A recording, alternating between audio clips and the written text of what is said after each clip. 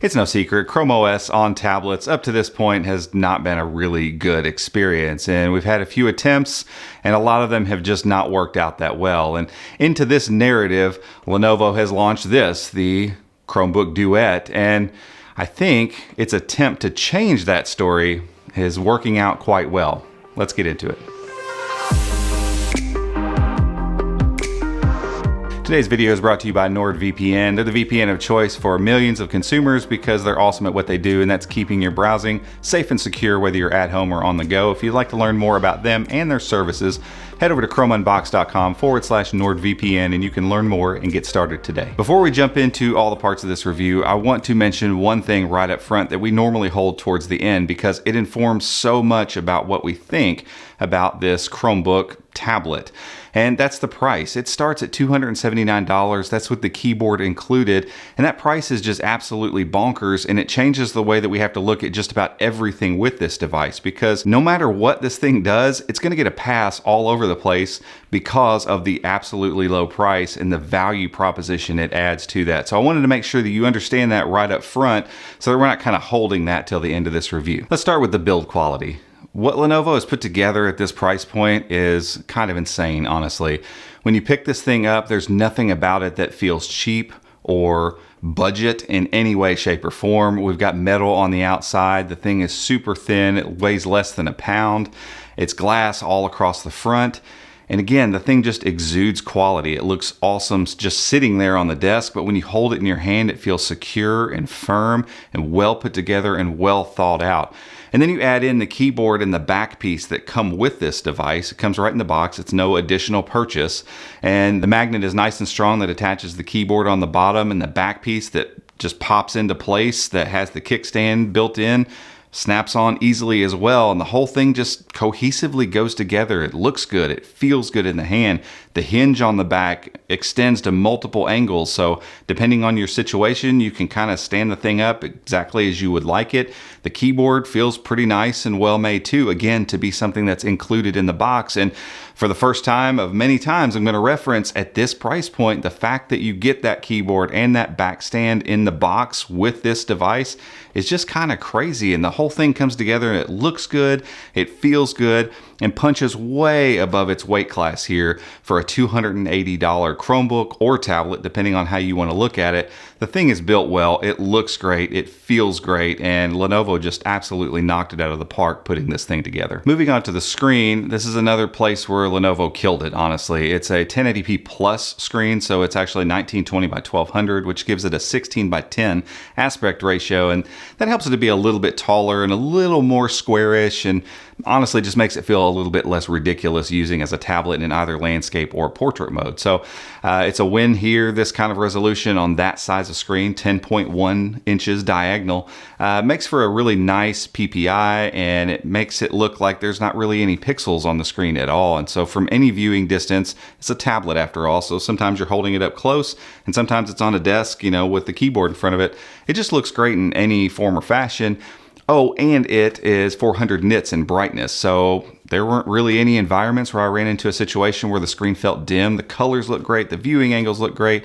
Across the board, again, when we start talking about a budget device, which is what this thing falls under, it's insane that the screen looks this good. Budget devices usually have terrible screens, and that is just not the case at all. Way to go, Lenovo. This screen looks awesome. Moving on to the keyboard and trackpad, these are interesting because, again, this is a tablet first and foremost, but it does come in the box, and this is, after all, a Chromebook, so it's best to think of it as a there when you need it sort of situation. It acts as kind of a cover for the tablet, and you can just pop it off and use the tablet all you want, and then when you actually need to sit down and bang out a handful of emails or, you know, do some more serious web browsing or a handful of other tasks, then you pop the keyboard on and get to work with it. There are some things that need to be said about it, though. The key travel is good, but the key spacing is very tight, obviously, because it's a 10.1 inch tablet, so there's just not a lot of space. All the keys are there, but they had to make some concessions around that. That being said, I was able to get some pretty decent productivity and typing speed on it once my fingers were more used to the spacing and more used to some of the strange keys that are there and how they're kind of sized on this keyboard. As for the trackpad, it is small too. And again, these are things that you would expect on a 10.1 inch tablet keyboard. But it works pretty well. Things, gestures and sliding around on it are fine. There are times when it misses a handful of, 2-finger clicks or 3-finger clicks. And if it's in your lap in certain angles and certain scenarios, it can be a little finicky to get those clicks. But overall, again, as a thing that's kind of an accessory to a tablet, it does all right. And when it's sitting on a desk or on a table, it's actually quite nice to use, to be honest with you. And for what feels like just a free accessory that you're getting along with this tablet, it performs as well as you'd expect it to. I wouldn't say that this is something you're going to do hours and hours of work on. I wouldn't want to do hours and hours of work on it.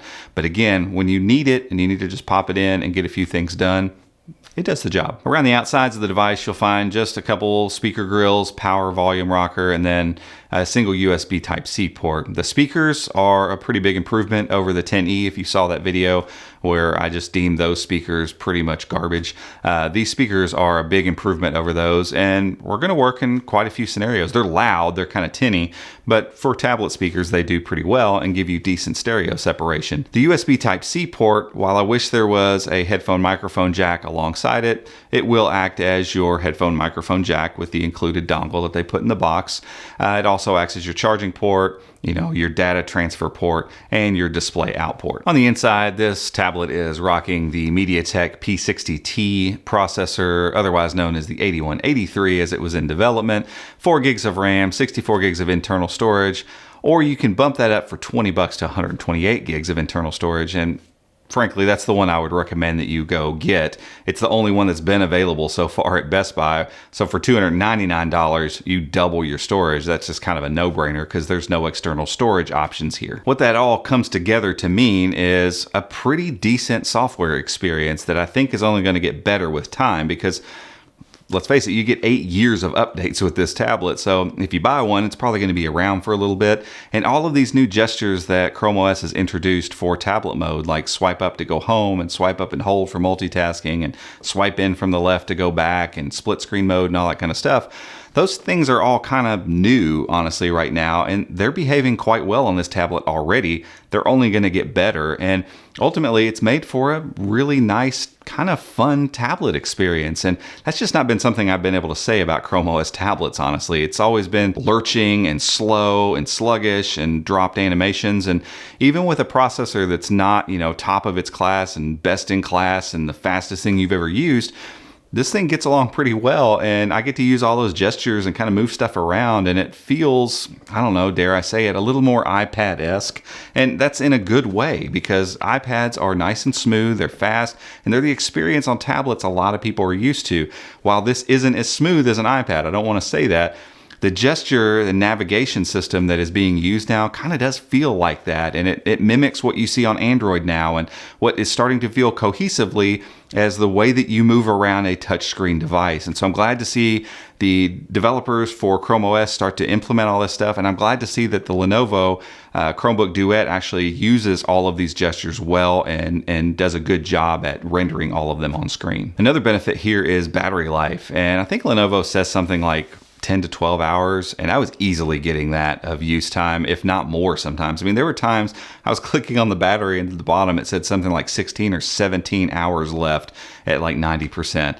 I don't think you're going to get those kind of numbers, but if you're looking to cruise above 10 hours of use time, this thing is going to do that easily, and that's pretty awesome. And that's thanks mainly in part due to that ARM architecture, that ARM processor that's inside, because they are very, very easy on the battery. And while you may lose a tad bit of performance because of that, you're gaining a ton of battery performance here, and this thing is an all-day champ, no questions. Another benefit to that ARM architecture that's running in here is the fact that Android games run really, really well, and Android apps across the board do, because ultimately Android apps are written for ARM processors first, and then they can add x86 or Intel type chips support later.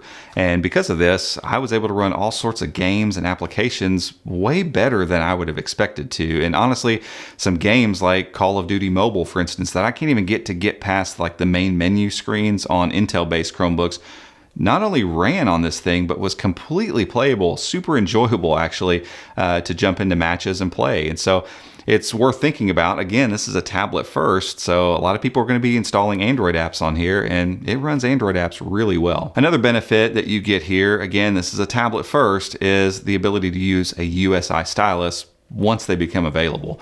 And I have to throw that in there because as we're filming this, they're very hard to get your hands on. Lenovo hasn't even released their own USI stylus. They say it is coming very soon. So hopefully in the next few weeks, maybe a couple months, we'll see Lenovo's own branded USI stylus. So I can't really say much about the stylus support and how well it does or doesn't work at this point because I don't have their stylus to use with it yet. But eventually you'll just be able to buy a USI stylus, pick up this tablet, jot notes in Google Keep or Squid or whatever your note-taking app is of choice, or if you want to draw or doodle or any of those types of things, this thing will support all styluses that are USI certified.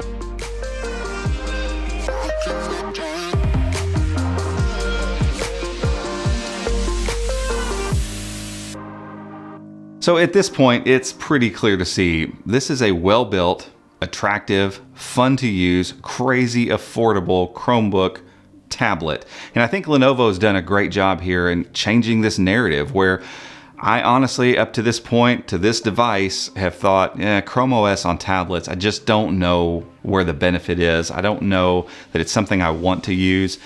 I feel like the Duet is changing that. And it's changing it for me. I'm not even a tablet guy. I'm someone who, I'm either on my phone, large screen phone, or I'm going to pick up my Chromebook. And while that's still the case for me, I don't know that I'm going to go to this device all the time for everything.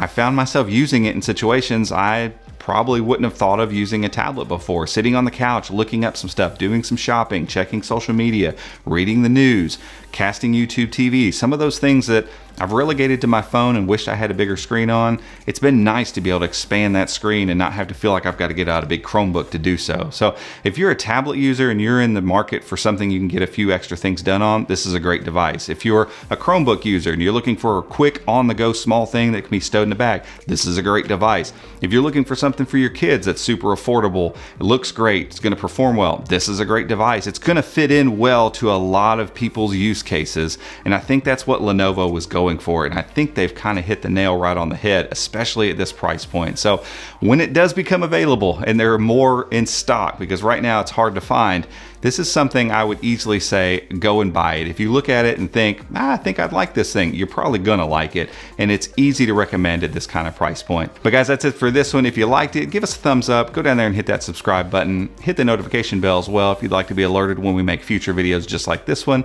and don't forget to hit that join button to see all the stuff that our members get, like custom emojis and behind the scenes footage. Till next time, we'll see you.